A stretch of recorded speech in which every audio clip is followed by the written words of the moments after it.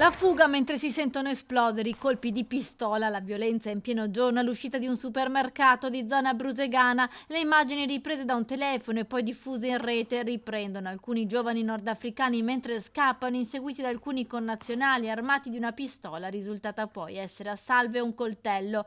È successo venerdì mattina. I residenti hanno allertato la polizia. Sul posto la squadra mobile e le volanti che, grazie alle telecamere di sorveglianza e recuperando le cartucce calibro 8 esplose, sono risaliti agli autori, che sono stati denunciati e trasferiti in un centro per il rimpatrio per essere allontanati dall'Italia. È sicuramente un episodio molto grave quello che è accaduto venerdì scorso, in pieno giorno in città, all'uscita di un supermercato, un episodio che ha creato allarme, dove addirittura ci sono stati, appunto, abbiamo individuato due cittadini tunisini, uno irregolare e l'altro richiedente asilo, uno armato di coltello e l'altro addirittura esploso dei colpi di pistola, dove il movente, l'origine è stata quella appunto di rivendicare il controllo per quanto concerne lo spaccio di stupefacenti. Una risposta immediata che andava data alla cittadinanza, anche per ribadire che zone franche non esistono a Padova. Si tratta di due tunisini di 22 e 32 anni, entrambi con precedenti per droga.